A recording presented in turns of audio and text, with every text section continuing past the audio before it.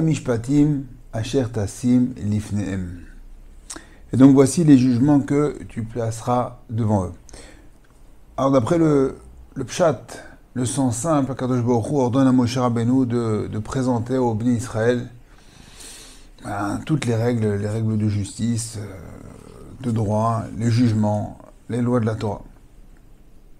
Mais le Zohar Kadosh, Rabbi Shimon Bar Yochai, nous dit, les premiers mots de Parashat Mishpatim dans le Zohar écrit comme ça, Patar Rabbi Shimon V'amar, Ve'elei Mishpatim asher tasim lifnehem, Targum ve'ilen denea detasadar kadmeanon ilen inun, sidurin de Gilgula, denin ve'nishmatin, detadnud, kol had ve'chad lekabel onsha. Nous dit le Zohar Kadosh que, en fait, ici, il s'agit des jugements de la Neshama, des punitions dans ce monde-ci et dans le monde de l'au-delà.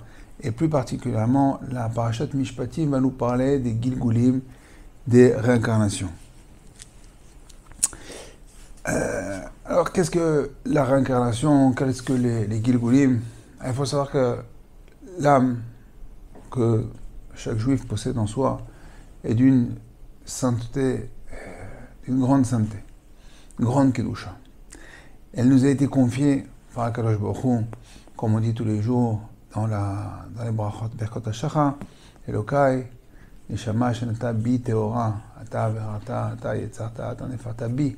Akadosh Baruch Hu a insufflé en nous, le souffle divin nous a confié une Neshama. Donc cette Neshama, on doit en prendre soin parce qu'il y a un moment, à la fin de notre vie, on devra la rendre.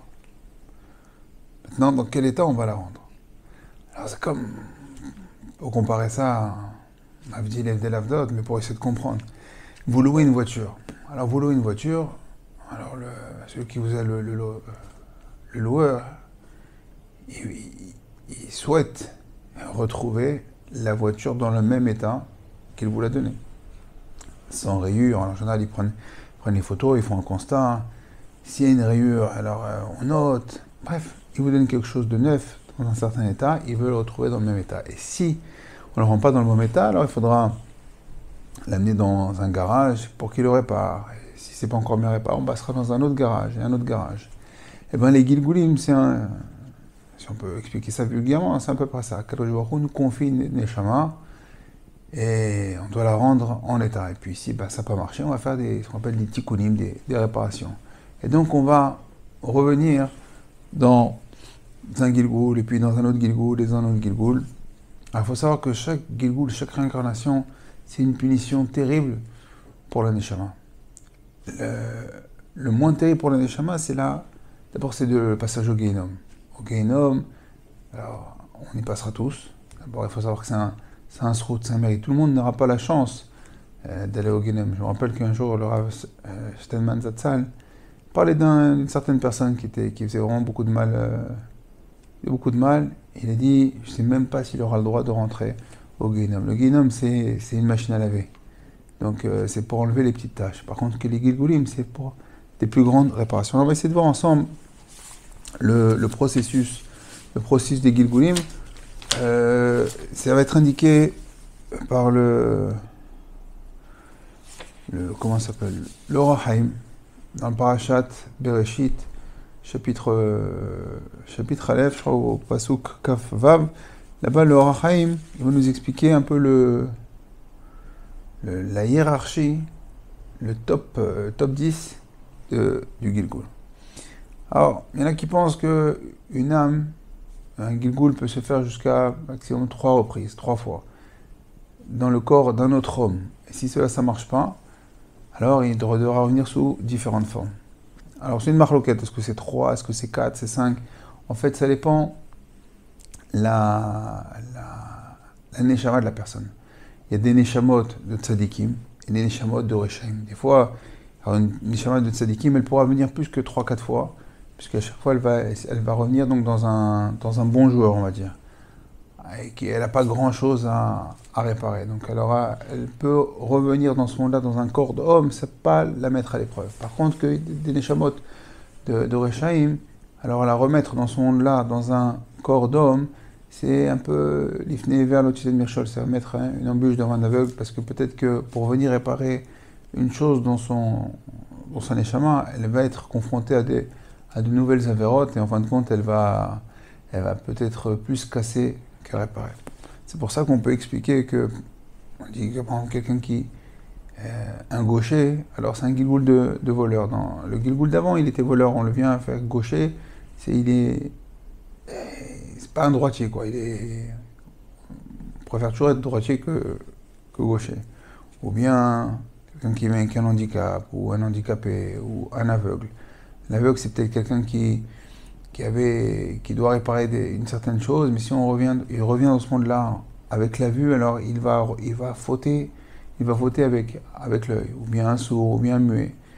N'importe quel handicap, on voit ça avec nos petits yeux, comme un poids, comme une charge, mais dans le monde des neshamot, eh ben c'est un avantage. C'est un avantage, c'est pour éviter de fauter.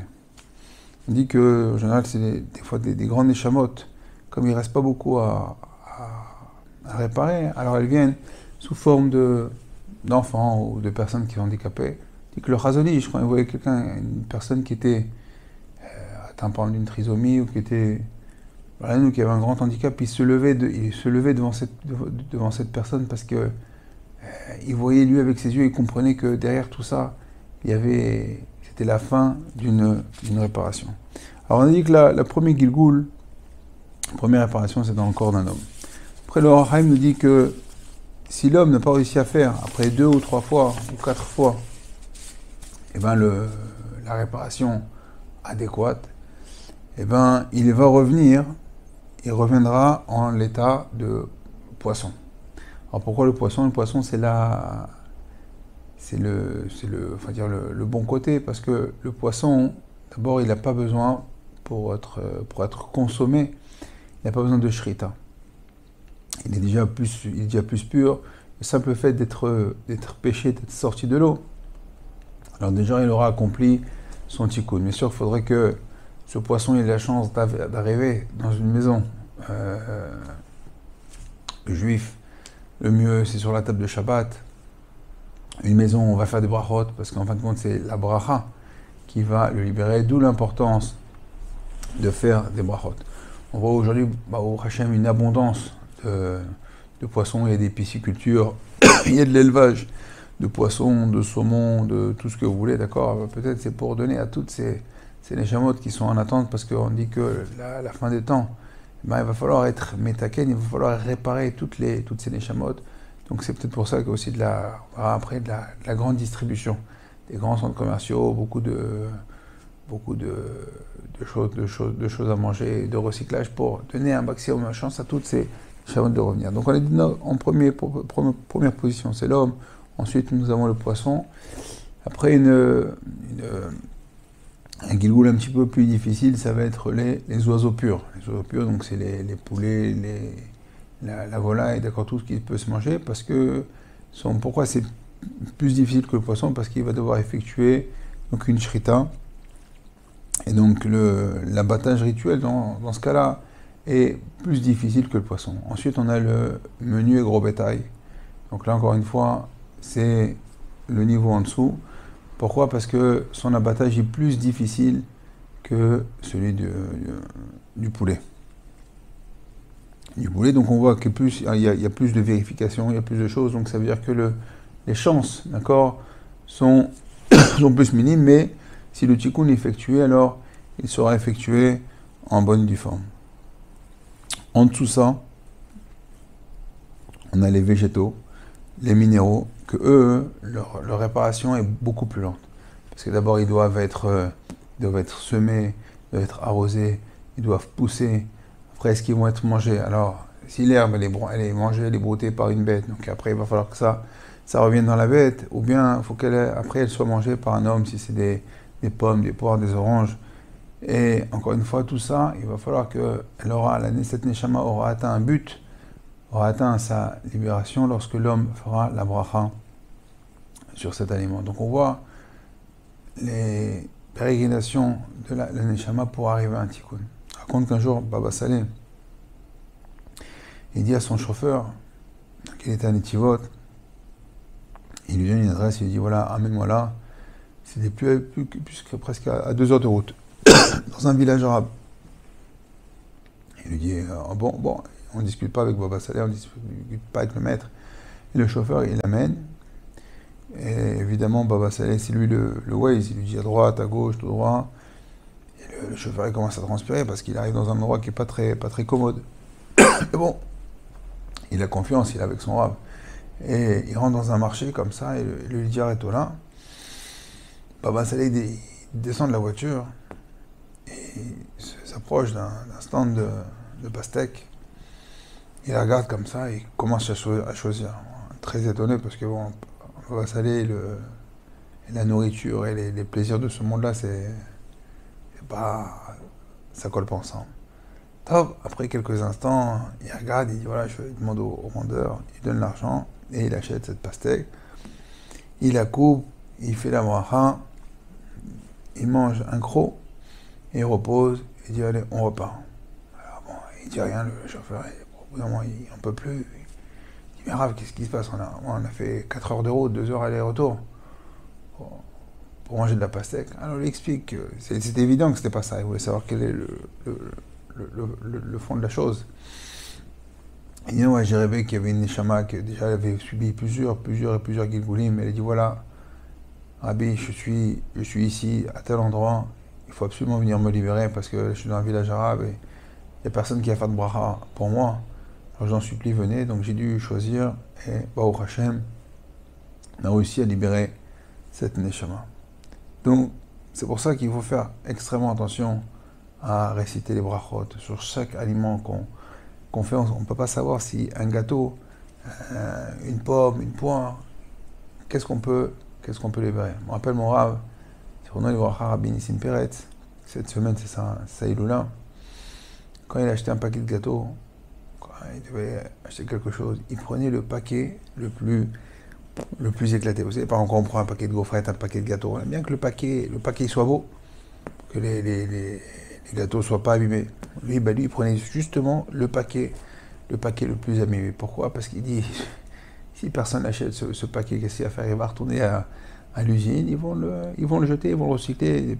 Et qui sait, c'est la neshama qui est peut-être dans ce paquet de gâteaux. Donc il fait exprès d'acheter le paquet le plus abîmé pour faire la bracha sur ce paquet et libérer l'éventuel neshama qui était dedans. Donc là, c'est là, le regard d'un gadol qui regarde plus que... Il ne regarde pas le paquet de gâteaux, il regarde qu'est-ce qu'il peut faire. Que quand il mange, ça va lui donner des forces pour la Avodat Hashem, mais libérer les âmes. Alors, mis à part ça, donc il y a encore un niveau encore en dessous, un niveau encore plus bas et plus difficile. C'est lorsque la neshama, elle est réincarnée dans un animal impur. Un impur, ça peut être un éléphant, un chien, un chat, une souris. Parce que là, les chances sont vraiment réduites d'être consommées avec bracha par un juif. Donc le processus dure encore plus. Alors, pour ça qu'on doit faire aussi attention, qu'on dit qu'il y a la chod de tsar balechaim, de ne pas faire souffrir les animaux. Parce que, qui sait que peut-être dans ce chien ou dans ce chat-là, attention, on ne travaille pas pour la SPA, ni WWF, mais on est là, pas pour la sauvegarde des animaux, d'accord, pour faire attention à la neshama qui est enfermée, et pas la faire souffrir. Il faudra lui donner à manger, faire attention, et donc faire extrêmement attention, donc de ne pas faire souffrir aucun animal vivant, parce que qui sait la neshama qui est dedans. Des fois, il arrive qu'on essaie de chasser un chien, un chat, un oiseau qui rentre à la maison, et on se bat avec lui. Et peut-être que cet oiseau-là, cet animal-là, il rentre à la synagogue, il ne veut pas sortir, il se cache, parce qu'il a besoin peut-être d'entendre un kaddish, une kedusha, il a besoin d'assister à un cours, il avait peut-être, je ne peux pas fauter dans une certaine halakha, et à ce moment-là, il y a un cours de halakha qui parle de ça, et il vient écouter, il vient être metaken, sa neshama. Donc il ne faut pas, si vous voyez un animal qui insiste pour entrer, alors, sans rentrer maintenant dans l'euphorie, mais n'insistez pas pour le faire partir, peut-être qu'il vient être metaken. On raconte que Rabbi Ovadia Yosef, Hatzal Maran, lorsqu'il a été intronisé, il est devenu grand rabbin d'Israël. Là-bas, la grande synagogue de Yerushalayim, il y avait une colombe elle faisait les allers-retours comme ça, elle se posait, elle venait, elle se posait. Alors bon, entre guillemets, elle dérangeait, ils ont essayé de la laisser partir. Et après, le Rav il a dit non, laissez. Et après, il s'est avéré que, je ne me rappelle plus exactement si elle est venue en rêve ou pas. En fait, quand c'était la maman du Rav, elle voulait assister à cet événement. Comme ça on dit. Alors, Bezrat Hashem, le mieux, d'accord, évidemment, c'est de ne pas chercher, de ne pas rentrer dans les Gilgulim. Alors pour éviter tout ça, c'est qu'on doit faire un maximum dans notre vie ici-bas, un maximum d'étudier la Torah, de faire en sorte que le Gilgul dans lequel on est, ce soit le dernier. En même temps, on n'a pas trop le temps, parce que la fin des temps, il reste maximum 250 ans, mais la Géoula Bezrat Hashem, elle est à la porte. On voit avec tous les événements, ce qui se passe en Israël et dans le monde, ça boue. On est vraiment au bout.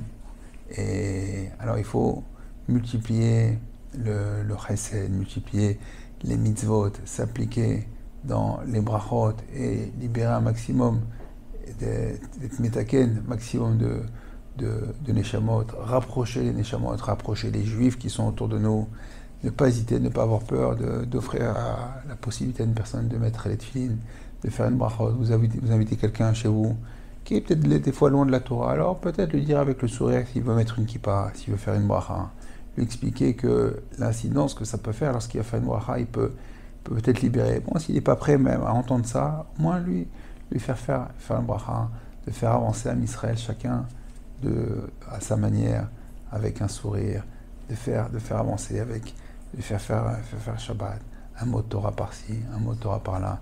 Et Bezrat Hashem, on va être metaken, toutes les neshamot, la neshama d'Adam Rishon qui était éparpillée en nous, il y a de ça depuis la création du monde. Et Bezrat Hashem, ce grand tikkun, on va amener la Géoula, on va assister à la Géoula Shema, Bimera, Beyamenu, Amen. Je vous dis Shabbat Shalom, à très bientôt.